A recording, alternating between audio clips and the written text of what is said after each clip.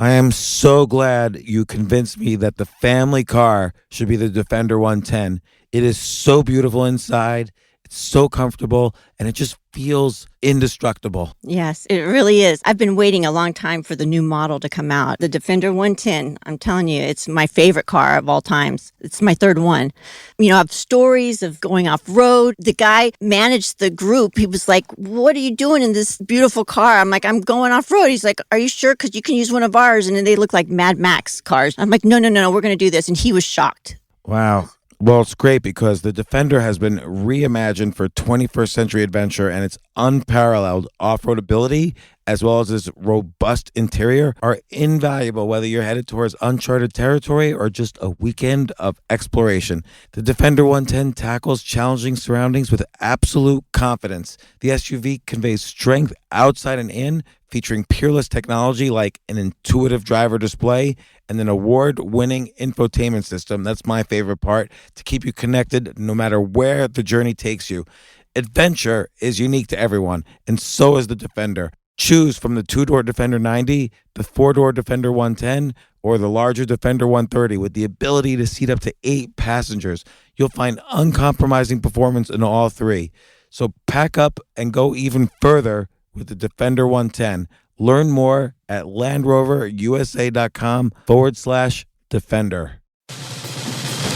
These days, we're all investors, trying to be smart with our money despite our worst impulses. But at iShares, we believe that deep down inside of every investor is a better investor.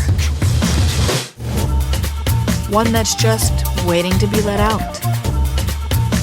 Explore iShares ETFs and insights and let your best investor out. Visit iShares.com for more information. This isn't your average business podcast, and he's not your average host. This is the James Altucher Show on the Choose Yourself Network. Today on the James Altucher Show. I think that from about 6th grade to 10th grade, the experiences you have in that period calcify in some way or galvanize in your mind in a way, and they almost create the superstructure for how you think about all things going forward. My therapist would agree with you, by the way. I just assumed that everyone growing up felt this way. Everybody kind of felt very singular and alone, and you had this world inside your mind, and there was the world outside of yourself, and the world outside of yourself was you just kind of goofed around and talked to people and made small talk, but in your mind you had your own kind of world. Everything I've liked in totality. If I liked something, I wanted to know everything about it, and I really wanted to almost be inside of it. What was not happening among your peers that allowed you to sort of move past them? Talking about the difference between chance, luck, and skill, How did you get these first opportunities that you were able to pursue? There was one huge element of chance that happened.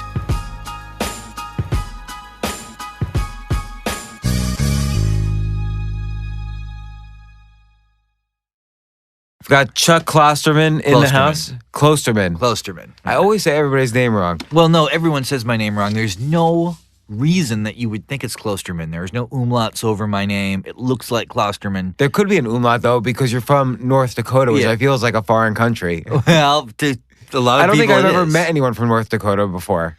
Well, it's possible. Where are you from? I'm from New York. I've met lots of people from New York. Right. Yeah. But there's 680,000 people, I think, in North Dakota. So it's sort of like saying I haven't met anybody from, I don't know, Reno, Nevada or something. I mean, it's not that many people. I guess I don't know what Reno's population is, but probably not 600,000. Maybe not. Maybe more like saying I don't know anybody from Portland. Maybe.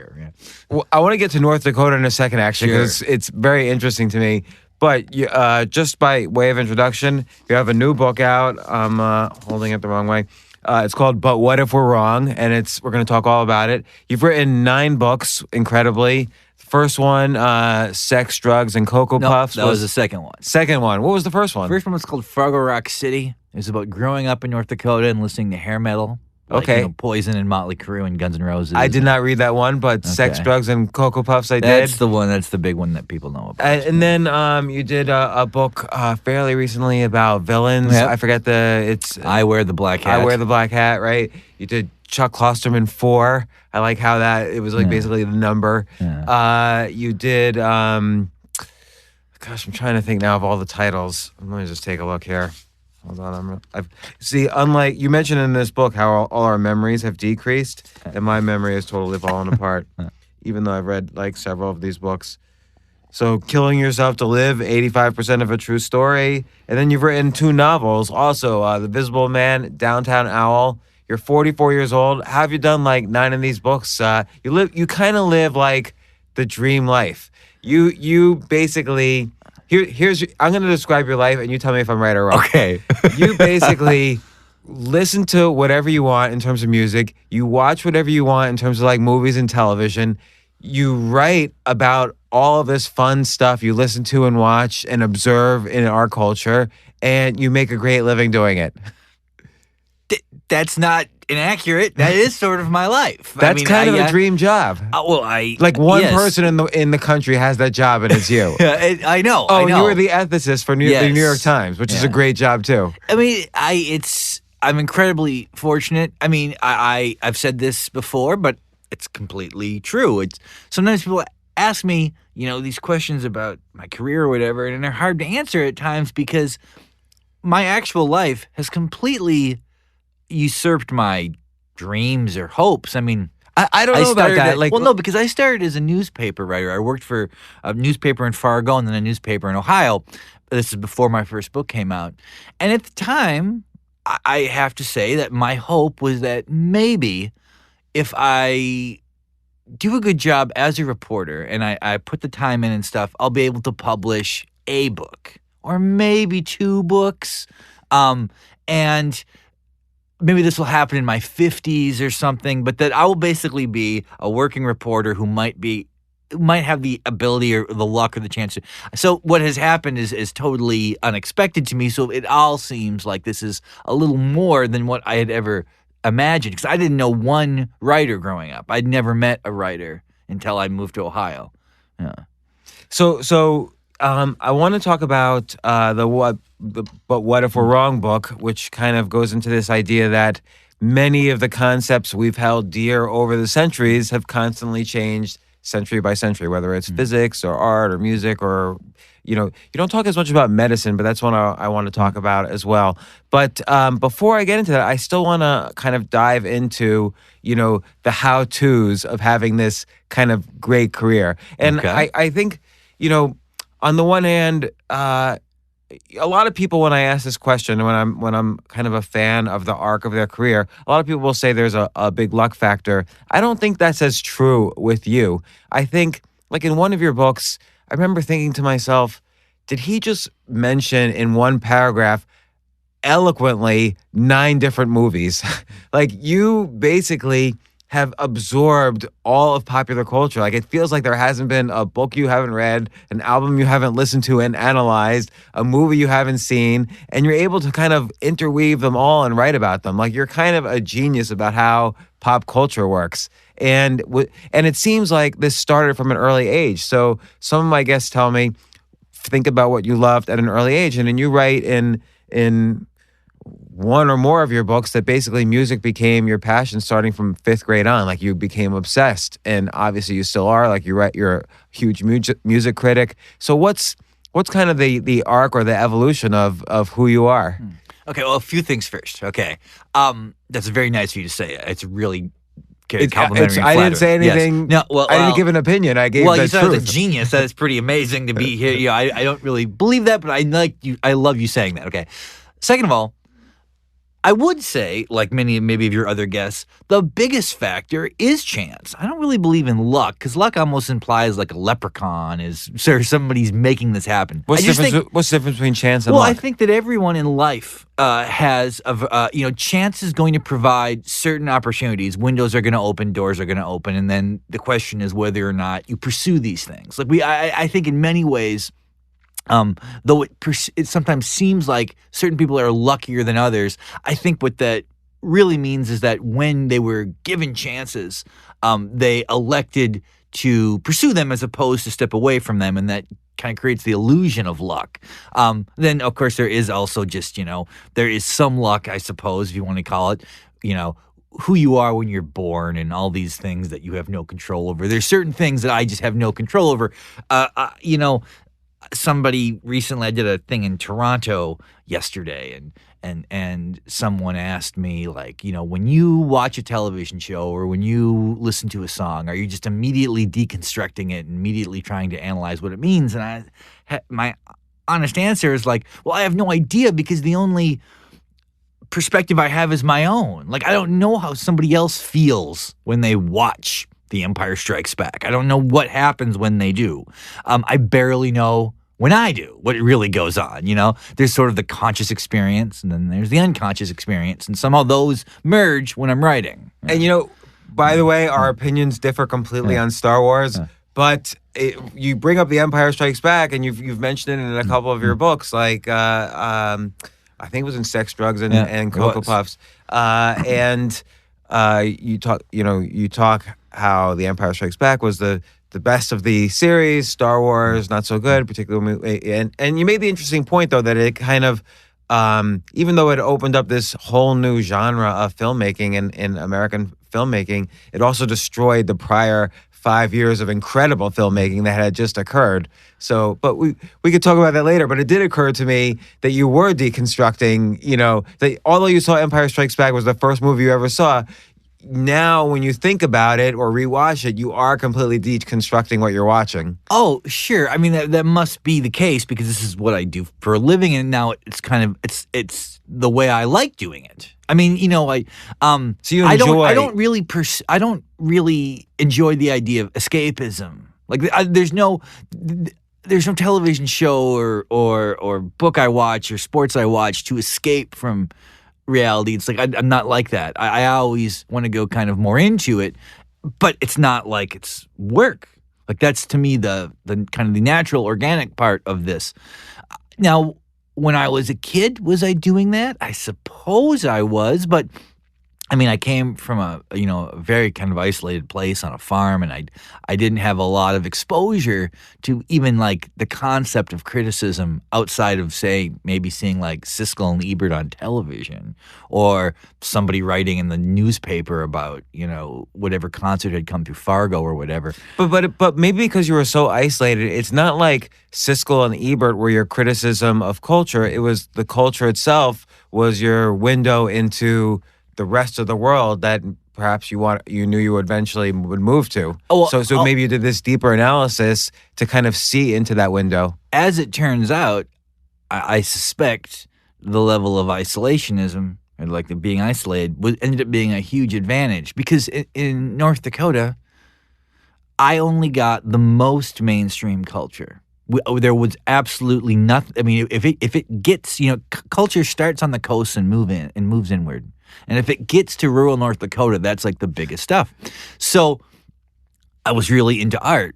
So I had to sort of use a band like Guns N' Roses, which is really a very kind of commercial mainstream act, sort of as like the most transgressive, most sort of unique sort of entity, that I had to think about Guns N' Roses the way somebody in New York or LA might have thought about G.G. Allen or Morrissey, or these things that are sort of more complicated. So I think as a consequence, I may be better suited to think about popular culture in a way that resonates with a lot of people, as opposed to just other critics. That's really interesting, because even as you bring it up, given that you're such an expert on all these things, popular culture, it makes me want to ask other questions about every topic you bring up. So Guns N' Roses, just as a tangent, do you view them as kind of this bridge between, let's say,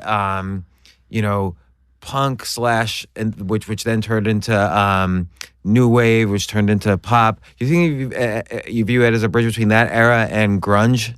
Well, I mean, it's difficult because they're like the only band in their category. It's difficult for me to accurately say that, because now I have all this other information that I've received over the time. Now it seems very clear that they were sort of emerging of while most of their peers who were doing glam metal were really basically coming out of the idea of bands like Aerosmith and Led Zeppelin, and then making it into a pop music that had sort of the trappings of hard rock or metal. Whereas Guns N' Roses does seem to have interest in punk music and also interest in classic rock at the time that wasn't as respected, like Thin Lizzy and AC/DC and these bands that are meaningful now, but at the time in the mid-'80s had kind of been forgotten to a degree. So that seems obvious to me now. But they seem to be like kind of verging on grunge too. It's almost like they were like right around the fringes of it. Axl Rose did wear flannel. He was before grunge even happened, They quit wearing hairspray pretty much immediately after their first record. They had a lot of the visual aspects of grunge, and in many ways, the difference between 80s hair metal and like 90s Seattle grunge is two things. I mean, it's fashion, and it's what you projected your perception and meaning of fame was. In other words, if you were in Bon Jovi or Motley Crue or Poison, the idea was that we want to be as big as possible. We want to be larger than life. We sort of have the mentality of Kiss or whatever. If you were in a grunge band, if you were in, Nirvana or Tad or Mudhoney, any of these groups, the idea was that you saw fame and success, and the idea of being a rock star is almost sort of a pathetic thing, a sad thing, a totally inauthentic, and that you were being pulled into fame almost against your will. Musically, outside of a little bit of the way you tune your guitars, they both are playing hard rock that has some relationship to Black Sabbath. I mean, it was really the aesthetics that changed. And Guns N' Roses is right in between those two aesthetics. So I'm right a little bit. Yeah. Oh, yeah. Yes, totally. Yeah. So I wasn't. But that's interesting though. This is who you are. Is like you could take a question like that and you totally just broke down all these bands. You just mentioned like 10 different bands or 15 different bands and broke it down piece by piece what was going on. And I didn't even think that similarly that they were similar musically, but you just broke it down. So now again.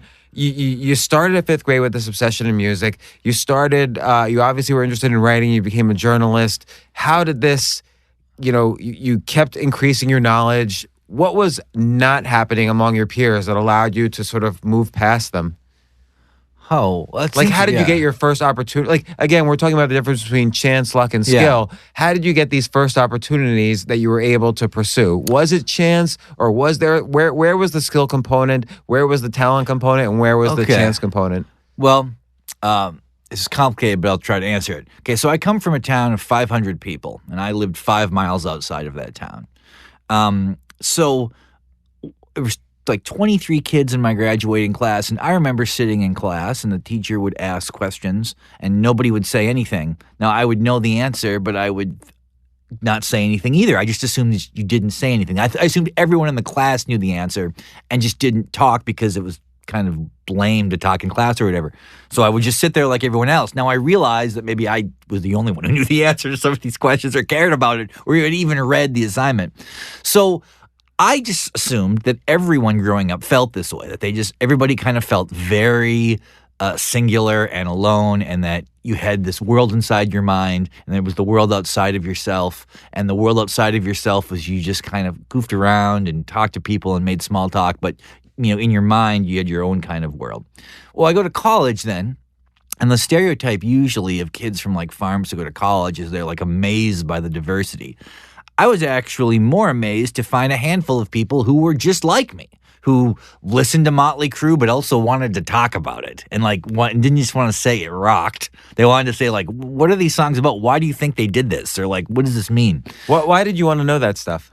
I was just everything I've liked in totality. Like there's nothing that I just had a casual interest in. Like if I liked something, I wanted to know everything about it, and I really wanted to almost be inside of it. So part of it is like even when you were young, you wouldn't just say, "Oh, that's a nice song I like listening to in my spare time." You'd really wanted to know where do these guys come from? What do the lyrics mean? And this is true of actually many critics, and not just me. But I would drive to school in the morning, and I'd listen to a song on cassette. I'd be listening to Cinderella or whatever, and parked my vehicle and get into school and then think about it all day. Like I like to think about music even when I wasn't listening to it. Like what would you take Cinderella, who I don't even know the lyrics to any of their songs. What would you think about? like during a school day? Well, I would be kind of running through the song in my head, and I would be thinking about the lyrics, and I would be like, well, okay, they came from Philadelphia, so and then they moved to Los Angeles, and does this somehow reflect something? So you get a little information about them from a rock magazine or whatever. I would think about it compared to other, why do I like this more than, Faster Pussycat or whatever? Like I would think, why do I was always very interested in the question whenever I found that I liked something, trying to figure out why I actually liked it. So that would be part of it. So I go to college, though, and I meet a few guys who are like me, and we kind of had similar experiences and came from similar places. And that was the first time I was like, oh, this is something you can do. You can talk about these things. That there is a part of the discourse that wants to discuss the culture, and that introduced me. Like I learned much more from my friends in college, I feel like, than my professors, because they introduced me to things they were reading and things they were listening to. And then there was one huge element of chance that happened. I graduated from the University of North Dakota in 1994. Okay, and at the time, Ivy League of North Dakota. Well, it's the best school in North Dakota, I guess, academically at least. Not the football team's not, but the academics are. I thought I was going to go to graduate school because at the time, I guess maybe I was just conceited or something. I was like, there didn't seem to be any jobs that I wanted. I didn't want to start at an entry-level position, and I was also kind of interested in bigger ideas about mass communication. So I thought I'll probably go to graduate school, and I was all ready to do that. But it was 1994, and this is the aspect of luck. The paper in Fargo, the Forum newspaper, which is the biggest paper in the state, in 1994 was suddenly overcome with this fear of Gen X readers. Who are these Generation X readers? I guess because the book Generation X by Douglas Coupland, who, by the way, I think he's a blurb on this book, right? The But What If We're Wrong book? He read it. Yeah, he was nice. Or he was a Yeah. blurb Yes. somewhere on one of your books. Yeah. But anyway, I think it was 1993 or 1994 that the book Generation X came out. I think his book actually came out in 1991, but and then Reality yes. Bites also, Yes. which was another big Gen X thing. That was the spring of 94, and it was sort of the mainstreaming of this idea. So the newspaper has this fear. Who are these people? They listen to music we don't relate to. They're interested in skateboarding, and they seem to have a different view of work. We need to address this. Now, if they would have been reasonable, they would have said, we need to kind of update the entire newspaper. We need to have stories that are interesting to people in their 20s as much as people in their 40s, But that's not what they did. Their idea was, we're going to have a 16-page insert every Thursday called Rage. And that is going to address all of the Generation X issues, and we're going to hire one person to write it.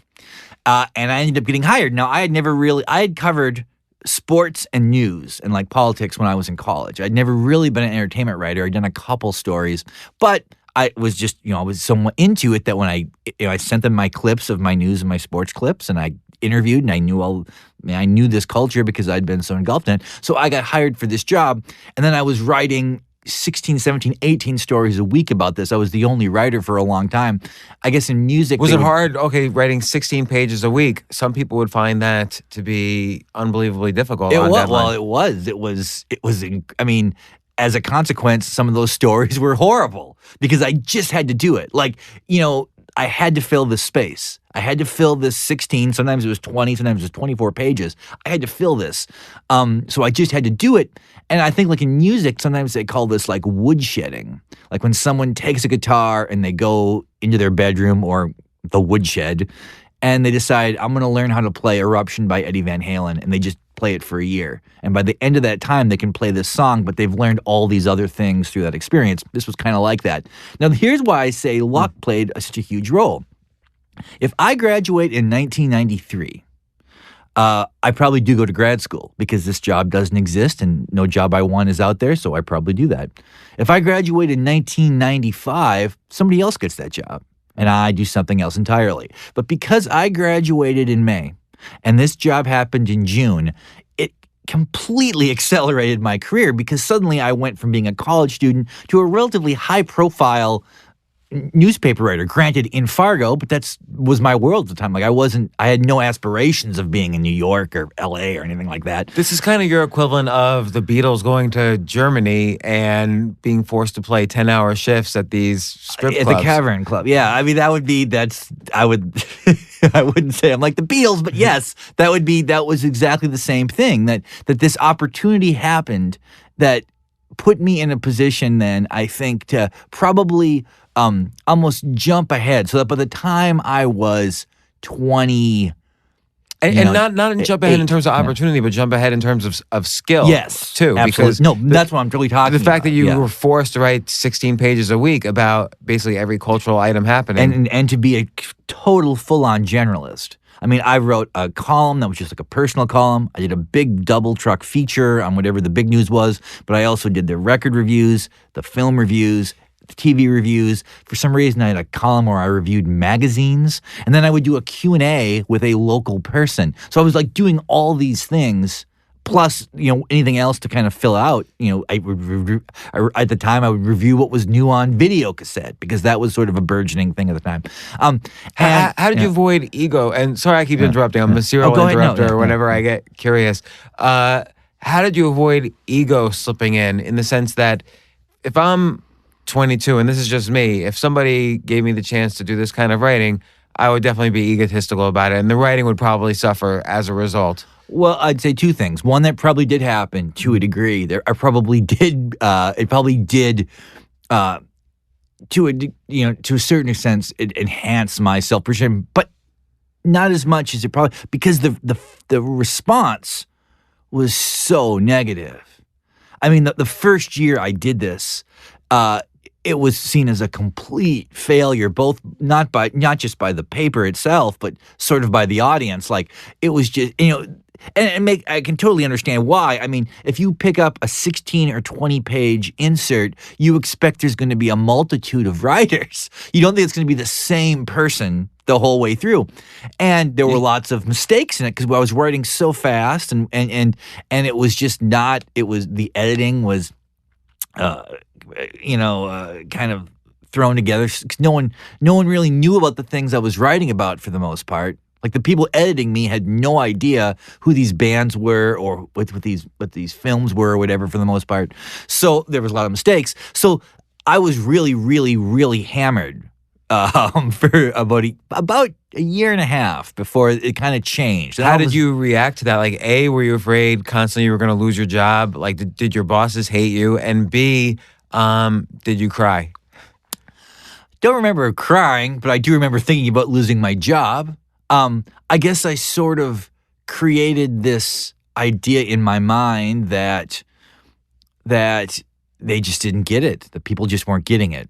That they weren't getting it, and I was doing it. I was right, and they were wrong. So there's some ego is needed to kind of push forward, particularly at that age, to push forward in, I can still keep doing this. Absolutely. Despite what people are saying. I mean, that's a big part of writing, probably a big part of any art, is that you cannot be emotionally fragile. I mean, I suppose some kind of artists are. But in order to get good at art, though, or let's take music, you start off bad. Like Eddie Van Halen started off as a bad guitar player and became a good one, but somehow he had to get through the fact that, I'm bad, but I'm going to in the future become really good. The other advantage is that though it seemed like a big deal at the time, I was writing in a place where I wasn't being seen in truth by that many people. I mean, I think the circulation of the paper I was at was 60,000 during the week and like 100,000 on Sunday. Now, if this was happening today, this experience would be happening on the internet. I would probably I would have been read maybe by 10, 20, maybe 50 times as many people. And I think that would have been detrimental. And that's why I think that I feel kind of bad for people going into media now, because if they have any talent, they get pushed in this position too early to be, really widely read and sort of almost accepted as like a national voice. And I think that has two big detriments. One, when they are criticized, I think that it feels just oppressive and probably just kind of soul crushing. But even worse is that they get rewarded sometimes for small things that they do, like they maybe just their sense of humor or their word choice or maybe one story they do, and they get overly rewarded, and they start seeing this is the person I am, this is how I need to succeed, and they end up kind of almost becoming a caricature of themselves because they take this one thing they get rewarded for and make it their whole identity. I think that's very true, and I feel with my own stuff, I often suffer from that. And how do you break free from that? Like, what do you do to break free from that? Well, and you have like a bunch of different styles. Like you have your essay style, you have your fiction style, you have the style in this book, which is just a straight, book. The last one, But What If We're Wrong? I think part of it has to do is that I started, like my first book I wrote when I was 27 or 28. So to some extent, I wasn't fully formed, but I was an adult. Like I knew what I was doing, and I kind of knew what I was getting into. So that maybe helped. I wonder what would have happened if that book would have come out even 3 years earlier. Like you can change a lot from 20 to 30. I mean, those are big years in some ways. But I'm pretty.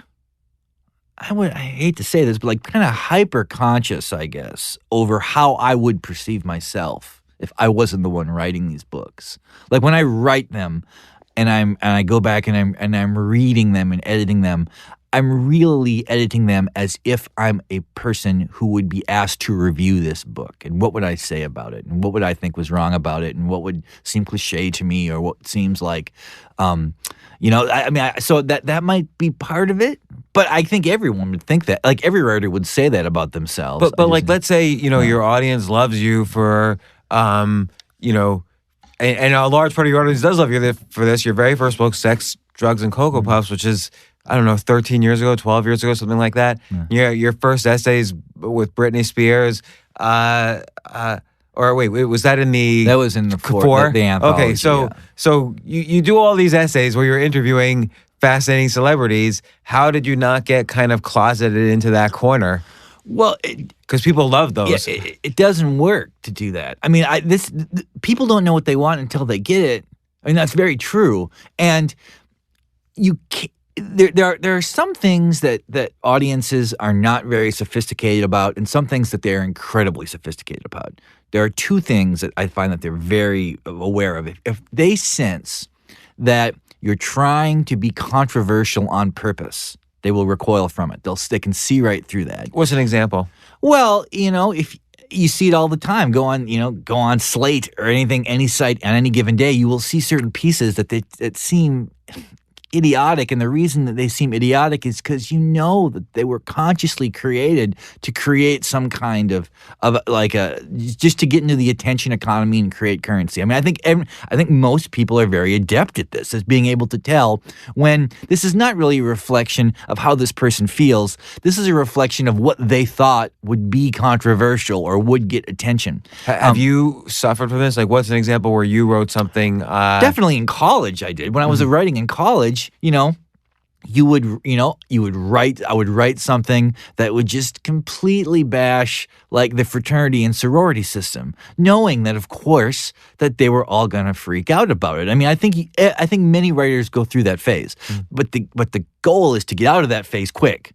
When I say like people become caricatures of who they are, you see this sometimes as somebody realizes that they almost like the rush of this negative attention in a way, and they'll retweet negative things people have tweeted about them almost like they're happy about it, and it becomes almost drug-like to them, like this narcotic that somehow that they think that they know they're doing well if other people are upset about it, but that's bad writing.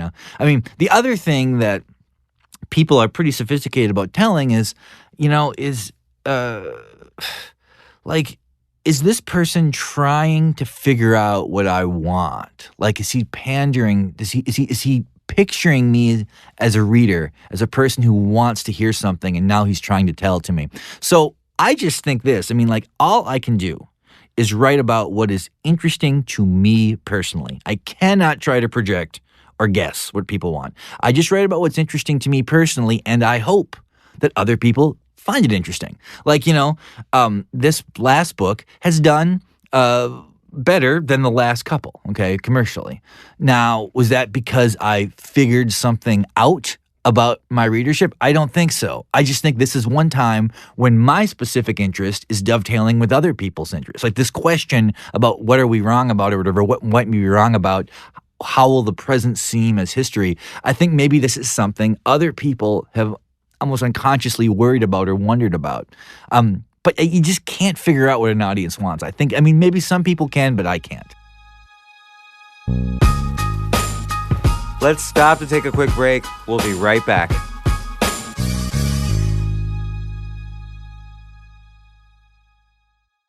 Oh my gosh, I love these clothes. Mizzen and Main. That's Mizzen and Main. It really is the most comfortable work clothes.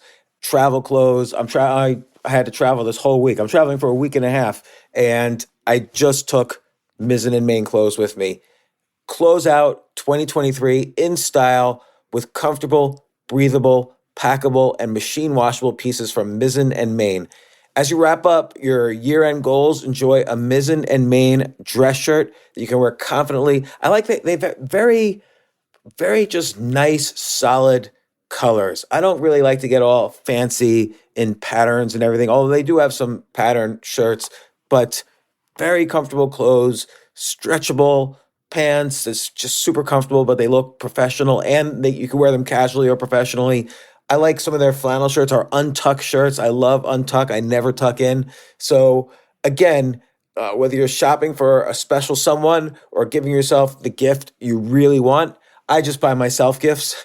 Mizzen and Main is the perfect gift for any guy who works, travels, and or cares about looking and feeling great. As you could tell by my many photos across the internet, I care about looking fantastic. I'm practically a model. And let's be honest, every guy loves to look great. So again, shop now at mizzenandmain.com and save 20% when you spend $130 or more using promo code James. That's promo code James at Mizzen and Main, Mizzen and Main.com.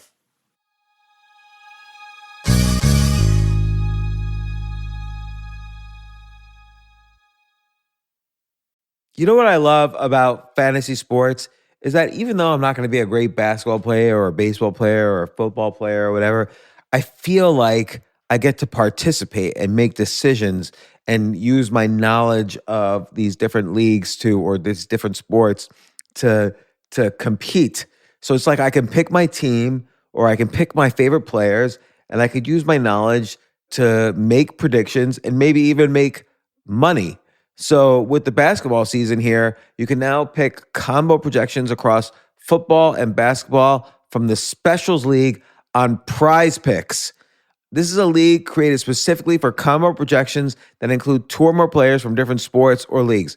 Want to play alongside some of Prize Picks' favorite players like rapper Meek Mill and comedian Andrew Schultz, who's also been a guest on this podcast, and I've been a guest on his? You can now find community plays under the promos tab of the app to view entries for some of the biggest names in the Prize Picks community each week. Look, Prize Picks even offers a reboot policy so that your entries stay in play even if one of your players gets injured. For football and basketball games, if you have a player who exits the game in the first half and does not return in the second, that player is rebooted. Prize Picks is the only daily fantasy sports platform with an injury insurance policy. What? So I love playing it. I love anywhere where I can use analytical ability with my interests to demonstrate some skill and maybe make some money. And I like the game-like aspect. I do wish they had chess as a category on prizepicks.com, but I'll settle for what they've got. Maybe I should make my own fantasy chess league. But in any case, I love Prize Picks. Go to prizepicks.com/James. Use code James for a first deposit match up to $100. That's the easiest $100 you're ever going to make. So that's prizepicks.com/James and use code James. Daily fantasy sports made easy.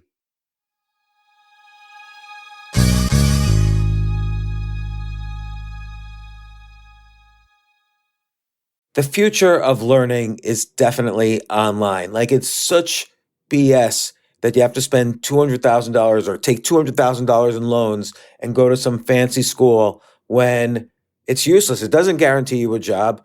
Most employers, including me, do not care about degrees or grades or anything like that. We want to care that you love what you're doing, that you know what you're doing, in some cases that you have experience or that you're willing to learn.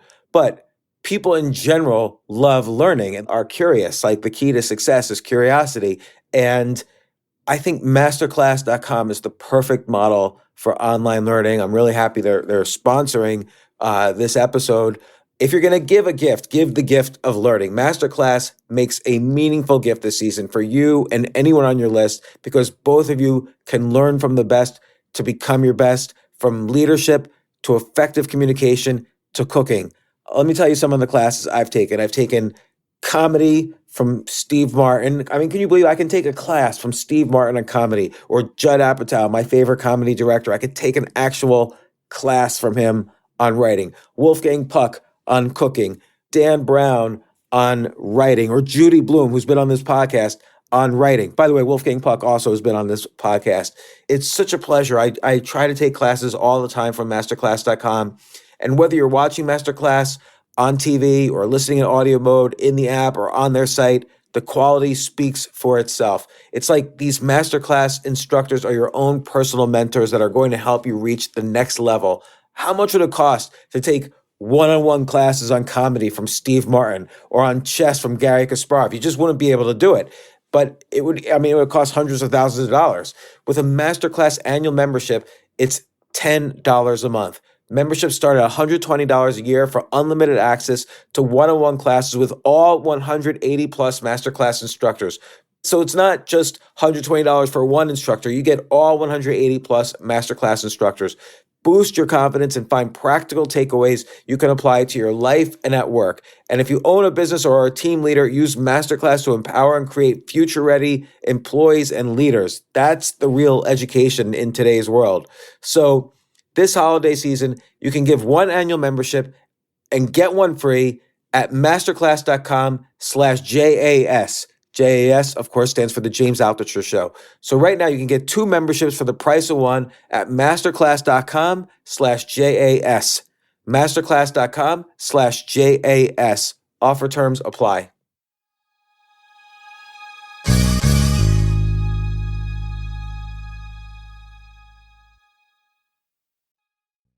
It seems like with all of the vast information we have access to on the internet now, there's almost two versions of history at any given point. There's the history written by the winners, and there's the vast amount of information. There's the any history I want, because I could find any history I want on the internet. You know, whether you're a conspiracy theorist or a historian or whatever, you'll get what you want. I mean, there used to be this idea that there was sort of the conventional version of history, the conventional news, and then underneath it was sort of like the secret history. So we would say like, well, okay, there is, like the mainstream telling of the war in Iraq, and then there's this secondary secret, kind of secret world, conspiracy world, all of these things. Well, now all those things are the same. Now the secondary story has the same amount of weight and attention as the main story. That is something that has just been changed by the internet, and that there are some positive aspects to that. I think there are probably more negative aspects to that in terms of how accurate the average person perceives reality and our sense of what's actually happening in the world. But there's nothing we can do. Like we can never move technology back. Like technology has never moved back ever. Yeah. But there's this bigger question, which is that things that we hold dear as this must be correct, that itself changes every 50 years, 100 years, 1,000 years, depending on the field. And so I feel like half your book explores that, and then half of your book explores our lack of ability to predict what will be later perceived as success. Yeah. So, for instance, 100 years from now, who will be considered the best writer of the last 100 years might be someone we've never heard of, as an Yes. example. And you gave Herman Melville in the 1800s as an example of someone who, after his death, suddenly Moby Dick, which sold less than 5,000 copies, became the great American novel. I mean, with the writing thing, it's like two possibilities. Like, well, actually, there's three possibilities. Like, who will be remembered as the greatest writer from this period? Okay, the one possibility is that it will be the people we think now. It'll be, Franz and DeLillo and these people, that the people we perceive as being great now will continue to be perceived great later. That's one possibility, although that seems very unlikely to me. That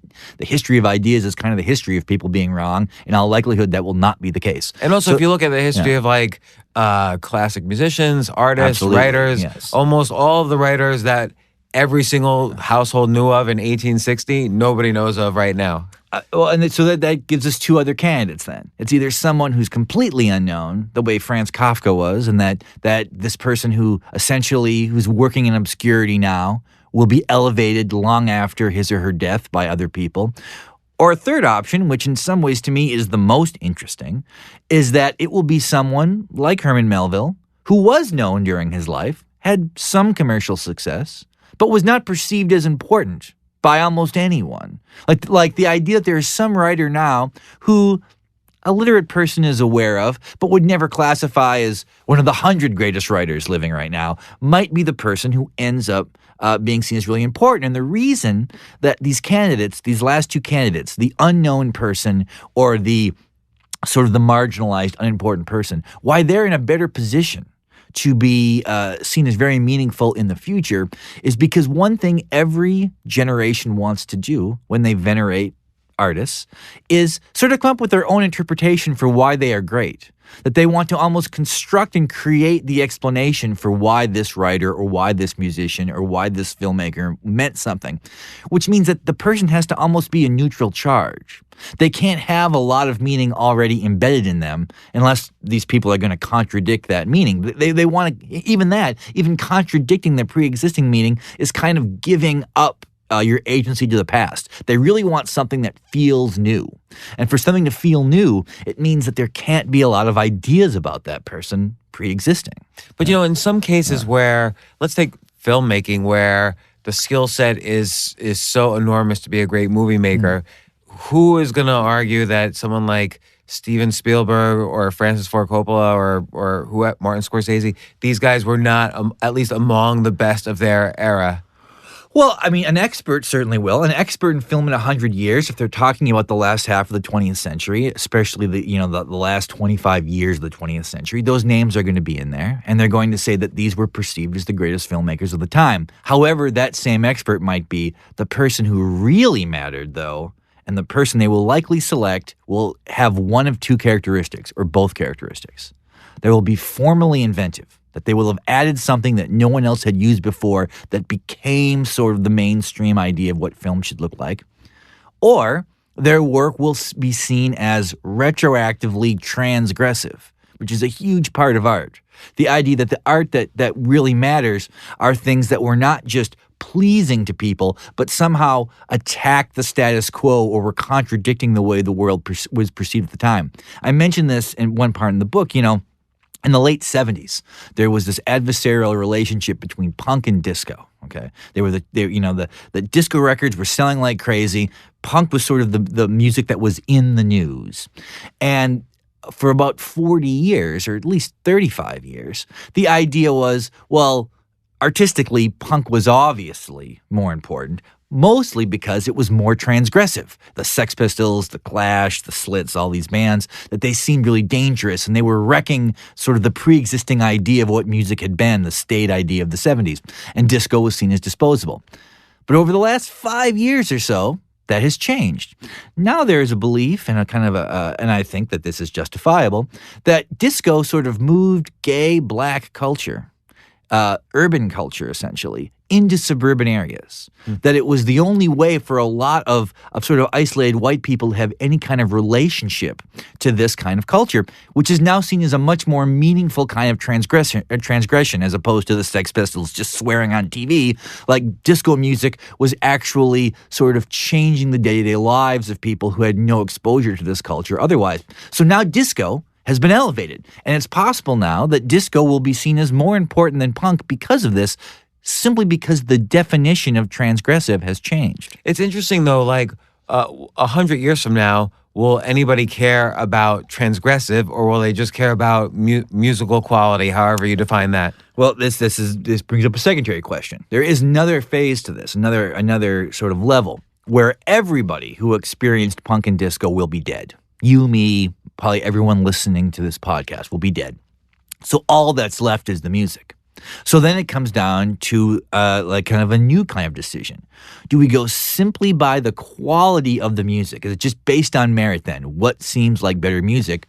Or does it come from people who like want to decide what mattered more culturally? And once we decide which was more culturally important, we'll then elevate the music along with it. So the idea of the music very often, whenever you talk about merit, especially of things from the past, what we're often doing is finding things that seem like they were socially important and then saying that that's proof of the merit. Well, okay, so in that case, let me play devil's advocate. 50 Shades of Grey was incredibly transgressive. It allowed these kind of desires that women had to kind of come to the forefront, so and become mainstream reading as opposed to something they were hiding while they were reading, in part because the Kindle allowed them to read it on the subway without anybody seeing what they were reading. Suddenly 50 Shades of Grey becomes this huge culturally important book, and actually also this huge commercial success. But probably most people say the merits of that book don't equal a quality written book. Yes. I'm not going to judge. No, I know for what you're sure. saying. No, it's a great example. Okay. So the question becomes then, when this is looked back historically, if this will be seen as sort of the end of a transgressive period or the beginning. In other words, with these ideas, the idea of like a housewife being able to access sort of mainstream erotica, is that a new idea that didn't really exist before 50 Shades of Grey? Or is 50 Shades of Grey just the first example that spilled into the culture at large? Like, it seems to me possible that in this future, somebody could say like, well, 50 Shades of Grey was, the first sort of wide-scale mainstream appreciation of this kind of writing. But maybe they'll say, Anne Rice, when she was writing those vampire novels, had elements of erotica in that writing in the 1980s. Was that the beginning of this? Is that what we should worry about or credit From a historian's perspective, there always is like they care about the beginning and they care about the end. They care about the inception of an idea, and then its widest sort of circus tent sort of bring in the rest of the world manifestation. But the idea of 50 Shades of Grey in the future being perceived as being important, that seems possible to me. Now, in literary circles, they would always say, like, at the time, this writing was seen as fundamentally, pedestrian. You sometimes hear that about when people talk about, say, Charles Dickens, that they'll be like, well, it seems like simple writing, but actually it's great because it's really describing what it was like to live in that time, what it was like to work in a factory, the ideas people worried about, the culture of this world. The writing, then they say, like, actually it is good. It's pristine. It's never been replicated. But these are all constructions. I mean, that's always the thing. I mean, you say that we look at 50 Shades of Grey and think the writing is bad. Like, so do I. Like, it seems terrible to me. But I was also socialized to believe a certain kind of writing is good. And that contradicts it, Yeah, I guess it's hard. I mean, on these subjective things, it's hard to say what's good, what's bad. But it seems like the reason people like the book is not because of the writing style. It's because of basically their, the erotica aspect as opposed to the writing style aspect. Yeah. Oh, well, they care about the literal content, not the way it's delivered. I mean, there's just tons of complicated. I mean, this is why I loved writing this book. Just talking about music again briefly. Okay, the idea of primitive music. Okay, a band like Kiss or a band like the Ramones. Somebody might say, well, that's real basic music that we can't give them too much credit because it just seems so simplistic. And a band like the Talking Heads, what they were great about is through incredibly nuanced, sophisticated ways, making music that feels primitive. In fact, they're like they made simple music, but it was a hard thing to do. These other bands are like, well, they made simple music because they couldn't make hard music, you know? And yet the end product in some ways is similar. It's like, you know, it's like primitive music, but we care about the motive behind it too. So what's the motive of 50 Shades of Grey? Did the woman who wrote, it was a woman who wrote 50 Shades of Grey. Yes. E.L. James. Yeah.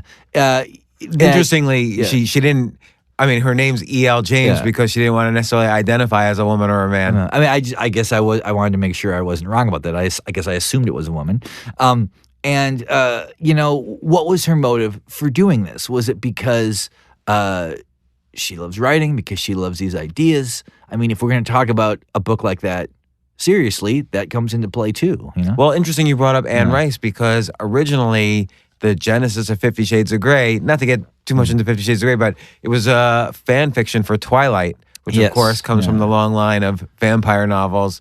But what about other areas? Like you talk a lot about physics. You talked with, and what's great about the book is you just simply, it seems like you just pick up the phone and call up, you know, Neil deGrasse Tyson or Brian Greene, you know, these ultra famous physicists. Like, is it hard to get a hold of them? Like, I can't pick up the phone and call them. Well, what I would do is, you know, as a journalist, you get pretty good at finding people.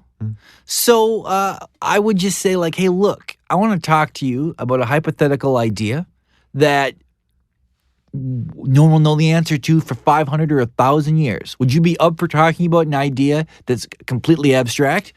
Very often people say yes. You know, some people say no, but a lot of people will say yes, especially if you frame it in that way. If you're saying, I want to talk to you about a question that no one knows the answer to, they'll be like, well, why not? You know, I suppose because I've had some success, this has helped. I mean, when I was writing Sex, Drugs, and Cocoa Puffs, I'm sure I couldn't have just called people up and say, hey, will you talk to me? But because, you know, I've written these other books and, you know, I worked for the Times and all these other places, I guess that helps, you know?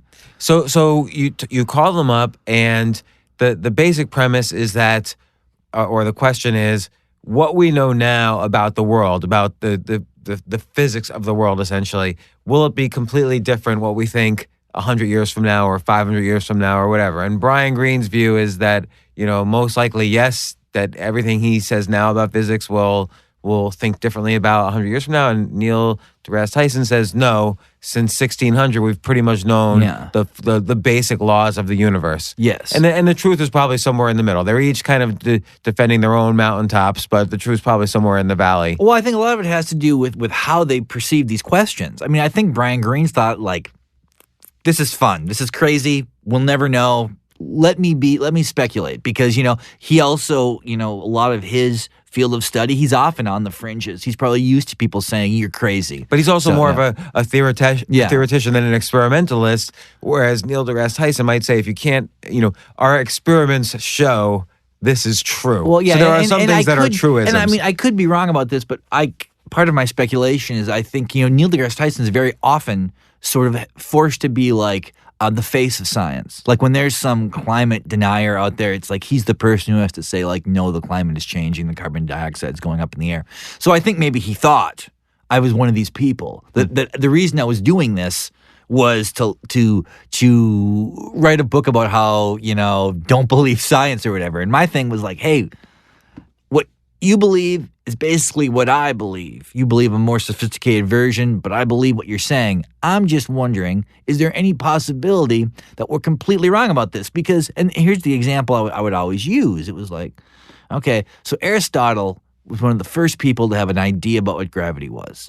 His idea was that rocks don't float because rocks want to be on the ground, that they have agency. They long to be on the ground because they want to be at the center of the universe. And at the time, it was believed that Earth was the center of the universe. So a rock's trying to get there, and the only thing that's stopping it is the dirt. This was, you know, his idea, which he just did at a time when, like, science was more intertwined with philosophy and religion. And you tell it to someone now, and they're like, oh, it's kind of goofy or whatever. But this was believed for 2,000 years, about roughly. Like for thousands of years, we believe that this is probably why things don't float. Now, the idea of gravity now from Isaac Newton really starts in the 1600s. And of course, it is much more logical. It is much more reasonable. It is tied into math and all of these things. But that's not that far in the past. So what is the possibility that someday we understand gravity in a way that makes us look at Newton the way we look at Aristotle? Will that happen? And Brian Greene was like, maybe. And Neil deGrasse Tyson is like, no. And I don't know the answer. I just find it to be a curious, interesting question. Yeah. Don't we already look at gravity and on a very purely theoretical level, different from how Newton did? So even though the experiments might all show the same results, we don't know if there's such thing as gravitons. Or Sure. We don't know the role of dark matter in gravity. But like Neil deGrasse Tyson would say, like, we're really talking about the details now. I mean, like, even Newton would be talking about like the Earth and the moon, and he'd be like, I don't know how the Earth and the moon are communicating. It makes no sense. I can't believe it, but it seems like that must be the case. And things fall to a certain rate and all these different now it is possible that that every time that we seem to use math now to understand a question about gravity, for the most part the math works out, and that's very telling. So what Tyson would argue is that we're just honing in. We're just getting a sharper focus. That this basic understanding we have of gravity is what gravity is. I see. So the details. So in every area, you can argue we're going to kind of get the basic, big truths, but the details might continue to be refined. Just like we had Einstein maybe revises Newton, and quantum mechanics revises Einstein, but who cares? Because we don't deal with quanta level particles in our daily life. I mean, the who cares question, though, that further complicates this, because what if we are wrong about gravity? Does that mean that suddenly bricks are going to float? No. I mean, there's a certain right. Like I get asked a lot, like, what's the utility of this book? Like, you're saying that maybe in 1,000 years, like, we don't remember the Beatles, but we remember Veruca Salt or some random band, or like, or that you're saying that we think this about the dreaming now and we'll think something different later, but we'll all be dead. What difference does it make?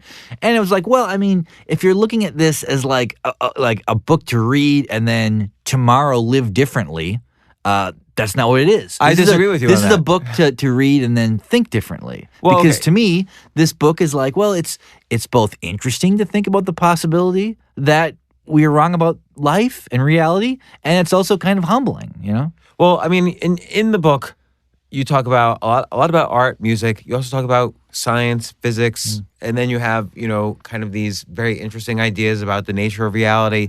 But I think there's a fundamental thing here, which is skepticism is healthy. And this is almost I don't want to say this is like a training book for skepticism, but one area you didn't address so much is medicine, which changes, I don't want to say every year, but let's say every 5 to 10 years, our views of what is good medicine and good healthcare totally changes. Good nutrition. Yeah. Is the sugar and fruit good for us or not? Like, this view changes like every other year. And I did consider doing a section on medicine, but it's so huge. Well, it's huge.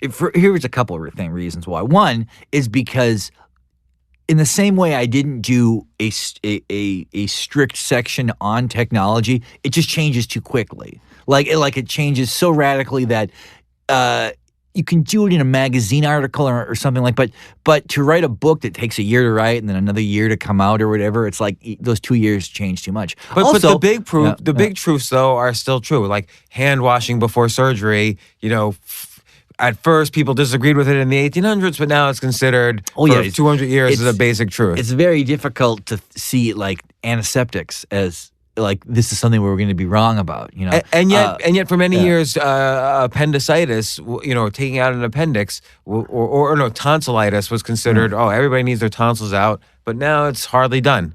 So some things change. Well, and one, I hesitate to bring this up because I'm actually bringing up something that annoyed me. But like a guy interviewed me. He did a great interview.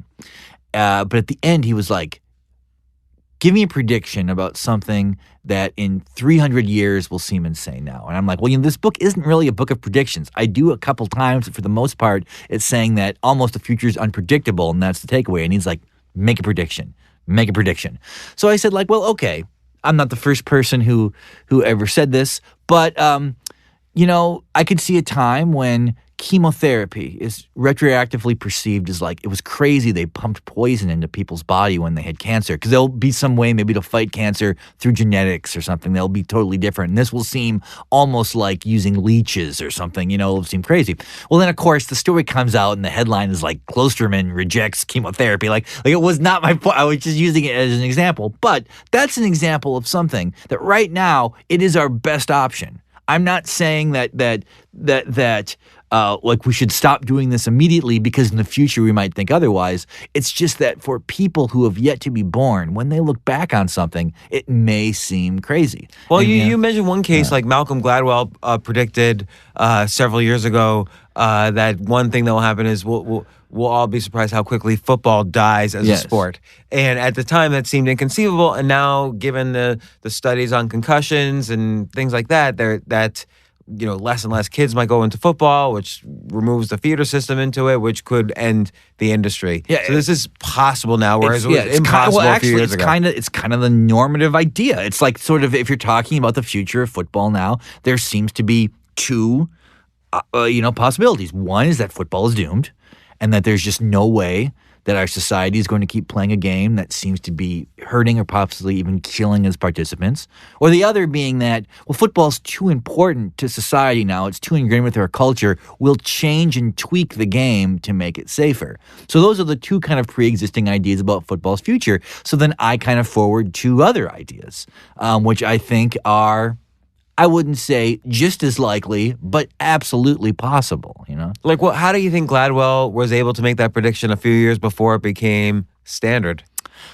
I don't know, because, at the time he predicted that in 25 years, no one would be playing football and no one would be eating red meat, and both of those things just seemed preposterous to me. Now, how is he able to do that? I guess, he's good at it, although just because he made this prediction early and many people now agree with that prediction, that does not indicate it will actually happen.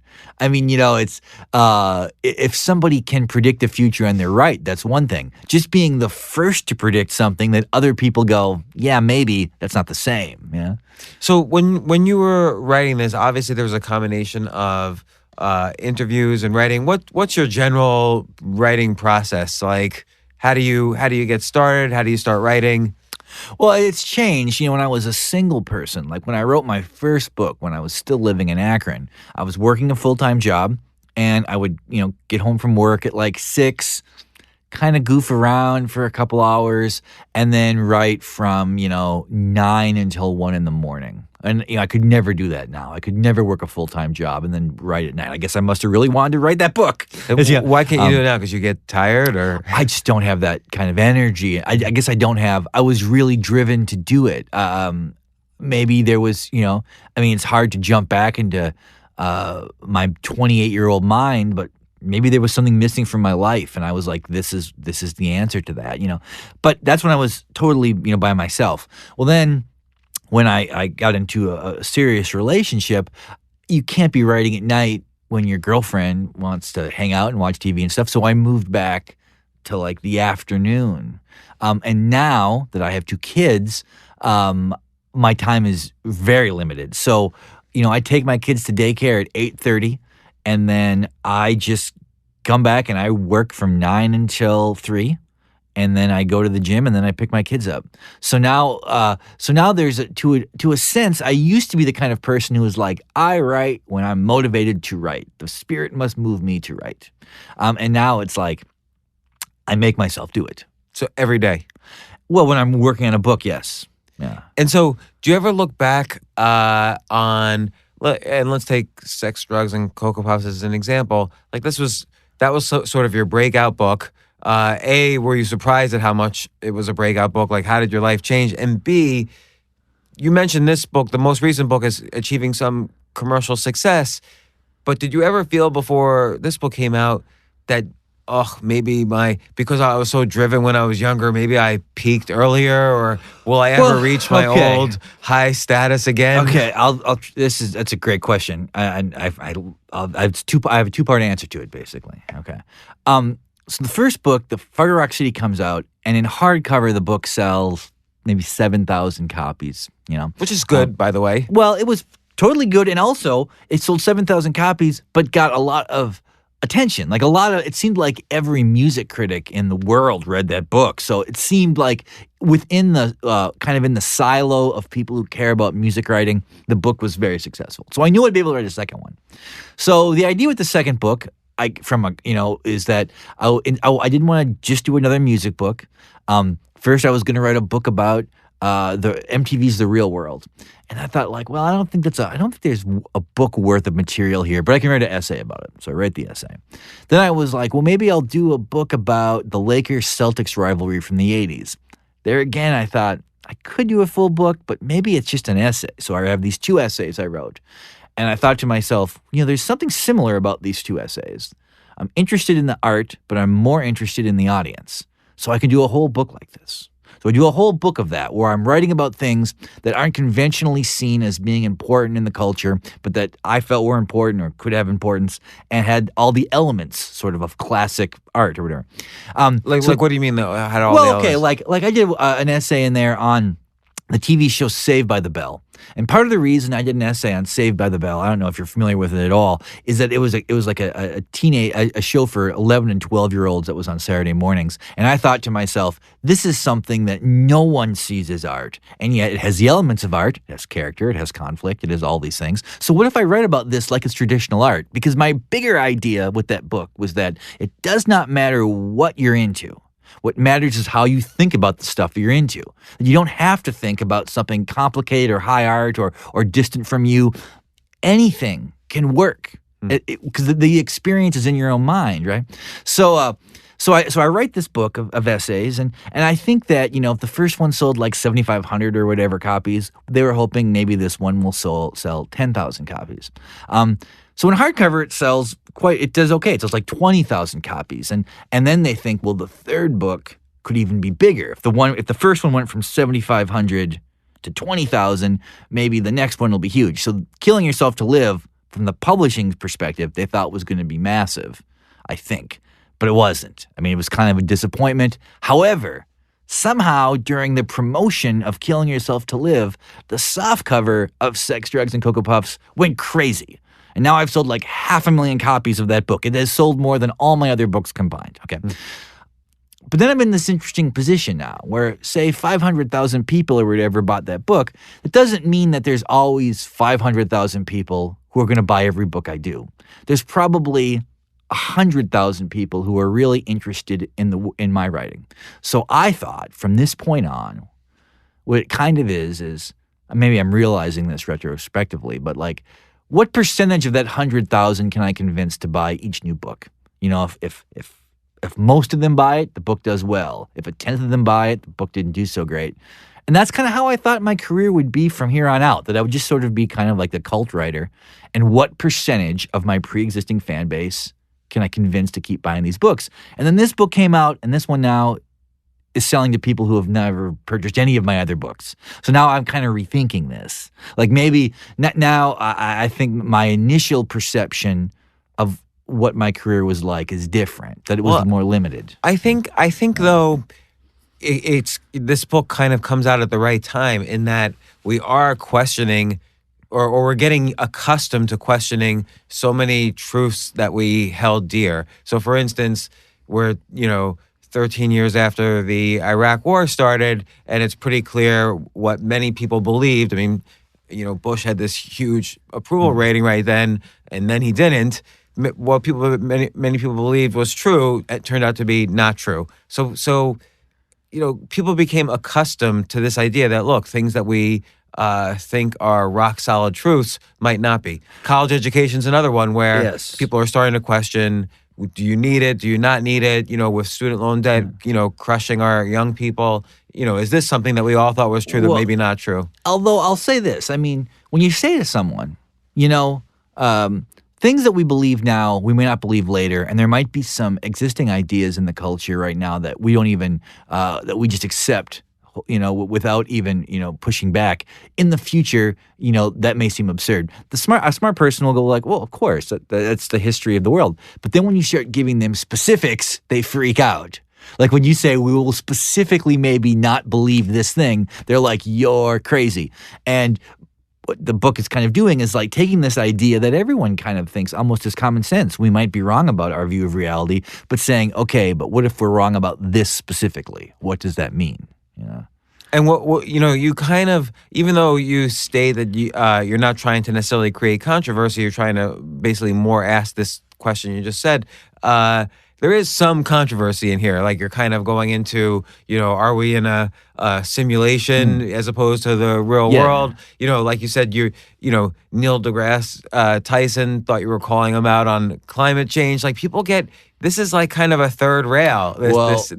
All of these topics. Here's what I found has happened. Okay, I've read about many different things, right? Literature, music, science, politics. Are the Beatles better than Rolling Stones? Yeah. Potential third rail. Here's what I find has happened. It's like, say someone is really, really into football. They love football. They'll read this book and they'll be like, hey, this book is great. I like all this stuff, but I got some questions about the football chapter. But if someone's really into music, they're like, oh, the football chapter was brilliant. I love that. You're wrong about this thing about Chuck Berry. People in science are like, well, all those subjective things you're really good at. I don't know about your views on science. Whatever people feel that they have just a modicum of expertise in, they become very inflexible about the possibility that their view is wrong. All the other views are fine. They can, we can be totally wrong about politics. That's what like a scientist will say or whatever. But he'll be like, about science, you're off base. So what I have found is that generally the things that seem controversial to people are whatever subject they self-identify as understanding. Yeah. So it's almost like a book writing technique in the modern age for nonfiction. Pick a couple of topics and you're going to have some audience clue into some topic. You're basically giving people more reasons to buy this book. As opposed to just like the history of the real world, you're giving, which would be, only people interested in the real world would buy, or your writing would buy that book. Now you're giving people 6 or 7 reasons to buy this book. I mean, it's possible. I guess I didn't think of it, but that's totally true. I mean, Freakonomics is almost like that as well. I mean, like the sex, drugs, and Cocoa Puffs thing I talked about this show, Saved by the Bell. That's one essay in that book. Although I would guess if anyone loved Saved by the Bell, someone probably told them, you should read this book. Okay. At the same time, there's a chapter in that book on Billy Joel. I think maybe if someone knows that their sister loves Billy Joel, they'll be like, hey, you should really read this book. There's a big chunk of it on Billy Joel. So, I mean, that's maybe true. I mean, I guess, I don't know if I was trying to instruct someone on how to write a commercially successful book, if for some reason I'm teaching at a college and the class is write a book, make money, whatever, 301. I don't know if that's what I would say, like make your book extra diverse. But maybe it does help. I don't know. I mean, here again, it's a really hard thing. It's such a mystery. I mean, like I said, that Cocoa Puffs book has sold about as much as the other 8 books combined.